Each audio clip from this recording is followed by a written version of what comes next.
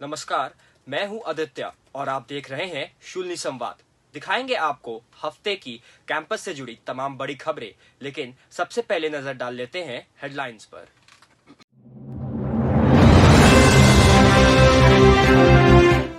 शून्य यूनिवर्सिटी को मिली बड़ी कामयाबी, इनोवेशन और रिसर्च में सबसे आगे शून्य, वैश्विक स्तर पर बनाई मजबूत पहचान। गांधी जी की विरासत के साथ हरियाला का जश्न, 2 दिवसीय वृक्षारोपण अभियान का आयोजन, सैकड़ों पौधों के साथ पर्यावरण का संरक्षण। शून्य यूनिवर्सिटी में फार्माकोविजिलेंस सप्ताह का आयोजन, रोगी सुरक्षा के लिए जागरूकता अभियान आयोजित।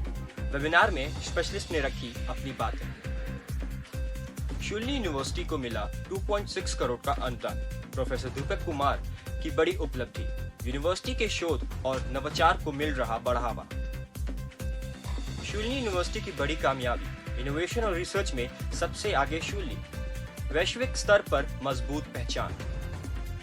शून्य यूनिवर्सिटी ने टाइम्स हायर एजुकेशन की तरफ से जारी की गई रैंकिंग में निजी विश्वविद्यालय के बीच टॉप पोजीशन हासिल करके एक शानदार कामयाबी हासिल की है। एक स्पेशल रिपोर्ट मेघना द्वारा।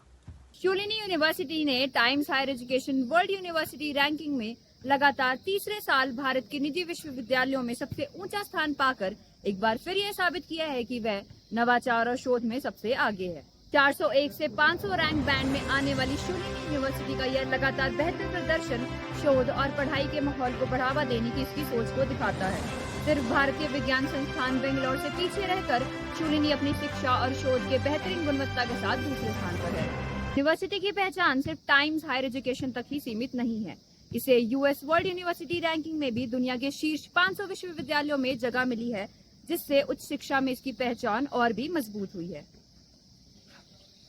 संस्थापक और chancellor professor P K Khosla, pro chancellor Vishal आनंद और कुलपति प्रोफेसर अतुल खोसला समेत यूनिवर्सिटी की पूरी लीडरशिप ने इस बड़ी सफलता पर गर्व और खुशी जाहिर की है। उन्होंने फैकल्टी, छात्रों और कर्मचारियों की मेहनत और समर्पण के लिए उनका धन्यवाद भी किया है। चांसलर प्रोफेसर खोसला ने इस मौके का जश्न मनाने के लिए सभी फैकल्टी मेंबर्स और कर्मचारियों को चाय पार्टी पर बुलाया। इस मौके पर केक भी काटा गया। कैमरा पर्सन प्रेम भट्टी के साथ मेघना, शूलिनी संवाद, सोलन। शूलिनी में ममता गांधी की पर्यावरण संरक्षण की विरासत को एक बड़ी वृक्षारोपण अभियान के साथ मनाया गया, जिसमें 1400 से अधिक छात्राओं और शिक्षकों ने हिस्सा लिया। पेश है एक खास रिपोर्ट प्रियांशु द्वारा। शूलिनी विश्वविद्यालय में 2 दिन चले वृक्षारोपण अभियान ने गांधी जी के स्वच्छ और हरित दुनिया के सपने को एक नया रंग दिया। इस आयोजन में 1400 से ज्यादा छात्र और शिक्षक शामिल हुए और पर्यावरण की सुरक्षा के महत्व पर जोर दिया। इस पहल की अगुवाई सामाजिक सेवा के निर्देशक पूनम नंदा ने की, जिसमें विश्वविद्यालय के अलग अलग विभागों ने हिस्सा लिया और सैकड़ों पौधे लगाए गए। पूनम नंदा ने हरित आवरण की कमी को दूर करने के महत्व पर जोर दिया और छात्रों की सक्रिय भागीदारी की सराहना की। इस अभियान के अंत तक 1000 से अधिक पौधे लगाए जा चुके थे, जिसमें पूरे परिसर में हरियाली का असर दिखने लगा। पूनम नंदा ने ऐसे अभियानों की जरूरत पर जोर दिया और कहा कि इस वृक्षारोपण अभियान का मकसद हरित आवरण की कमी को लेकर जागरूकता बढ़ाना और संरक्षण में सक्रिय भागीदारी को प्रेरित करना था। कैमरा पर्सन यशवंत के साथ प्रांशु, शूलिनी संवाद, सोलन। शूलिनी में चौथा राष्ट्रीय फार्माकोविजिलेंस सप्ताह का आयोजन किया गया। क्या कुछ खास रहा इस योजना में, आइए बताते हैं आपको। शूलिनी यूनिवर्सिटी के स्कूल ऑफ फार्मास्यूटिकल साइंसेज ने चौथे राष्ट्रीय फार्माकोविजिलेंस सप्ताह का आयोजन किया। इस कार्यक्रम का मुख्य उद्देश्य था दवाइयों से होने वाली प्रतिकूल प्रतिक्रियाओं एडीआर की रिपोर्टिंग की अहमियत को समझना और बढ़ावा देना, ताकि मरीजों की सुरक्षा सुनिश्चित की जा सके। 16 से 24 सितंबर तक चले इस आयोजन में रोगी सुरक्षा के लिए एडीआर रिपोर्टिंग संस्कृति के निर्माण पर जोर दिया गया। कार्यक्रम का खास आकर्षण एक ऑनलाइन वेबिनार था, जिसमें पीजीआई-एमआईआर चंडीगढ़ के प्रोफेसर विकास मेधी, डॉक्टर अजय प्रकाश और डॉक्टर संध्या ने हिस्सा लिया। इस सप्ताह का मुख्य आकर्षण पीजीआई-एमआईआर चंडीगढ़ के विशेषज्ञों की तरफ से आयोजित ज्ञानवर्धक वेबिनार था, जिसमें उन्होंने भारत के फार्माकोविजिलेंस और मैटेरियो विजिलेंस कार्यक्रमों पर जानकारी दी। इससे हमारे छात्रों और शिक्षकों के इस क्षेत्र में काम करने को प्रेरणा मिली। कैमरे के पीछे हैं हमारे साथी प्रेम भट्टी, मैं हूं स्वर्णिम, शूलिनी संवाद सोलन। शूलिनी यूनिवर्सिटी को 2.6 करोड़ रुपए का अनुदान मिला। क्या है पूरी खबर, आइए आपको सीधा ले चलते हैं अपने संवाददाता के पास।